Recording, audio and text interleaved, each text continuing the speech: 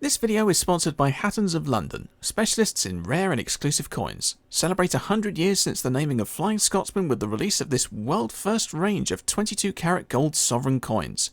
Click the link in the description below to get yours now from just £69, or secure the more exclusive double sovereign in the range and receive a piece of authentic Flying Scotsman boiler tube, so you can actually own your very own piece of Britain's most famous locomotive.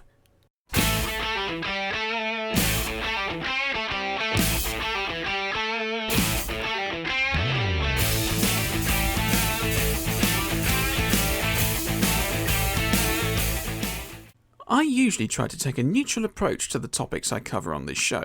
Admittedly, some personal views come through which people are more than welcome to disagree with, and I'm sorry for bringing up, but on the whole, I've always tried to see things from both sides of the fence instead of just believing one rumour or the other.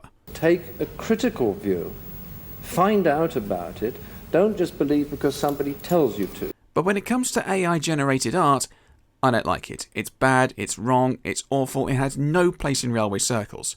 Why am I pointing this out? Because some railways have been using it in their advertising over the last 12 months, when there's tons of creative railway enthusiasts to commission for the job. And this isn't a new thing either. Artist depictions of early kinds of railway technology have existed since late medieval times. And since the middle class began indulging in publications containing such technology, art and railways have pretty much gone hand in hand down the years. Engineers have had to make drawings of their machines since the dawn of the industrial age. Railway companies have commissioned artwork over photography for decades, even when photography came into its own. People like David Shepard and Terence Cuneo are household names as railway artists. Fred Dibner produced fine detailed sketch art as well as destructive spectacles. Painters like Jonathan Clay and Malcolm Roots still paint trains as part of their living. And not forgetting, more than 50 years of children's railway literature heavily features painted illustrations that continue to inspire new audiences to this day. But in the last year especially, there's been a rise in artificially intelligent generated imagery on the internet. Smartphones are coming in with AI as standard, and obviously Google now has an AI text overview, which really isn't the most accurate response. I mean, it still thinks Thomas Rowlandson's 1809 sketch depiction of Euston Square was the first form of railway art, when it turns out that sketch was declared a fake over a decade ago. Now, people could make the argument that AI is a lot cheaper than commissioning someone, but the truth is, it doesn't even cost that much to commission someone for the work involved.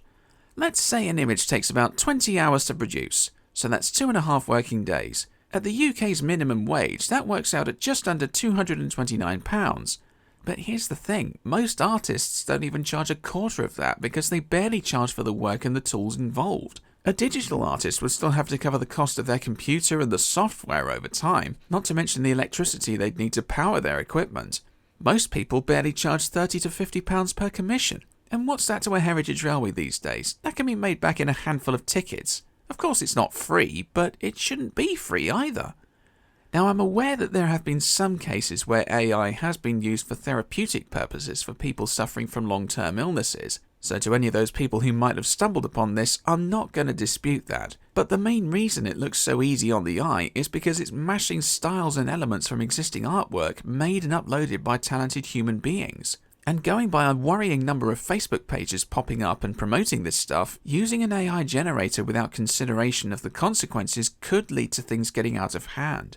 It's hard enough for anyone trying to make a name for themselves, be it as an illustrator, a voice actor, an animator, or any other form of creation that only a human can put their mark on.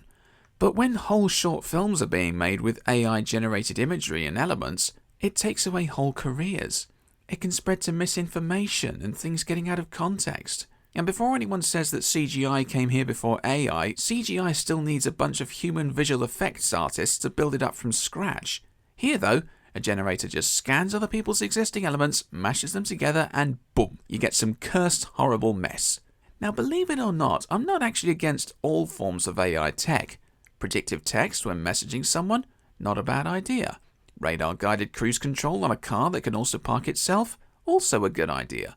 Modern production lines have brought manufacturing a long way, and modern computing is obviously something that nobody would do without nowadays, no matter how annoying it can get sometimes. I just don't think it can or should match humans when it comes to an art form that spawns from emotional intelligence. AI art technology may be inevitable in some cases, But if railways keep commissioning humans for their advertising, it'll continue to exercise creativity and circulate it like it always has.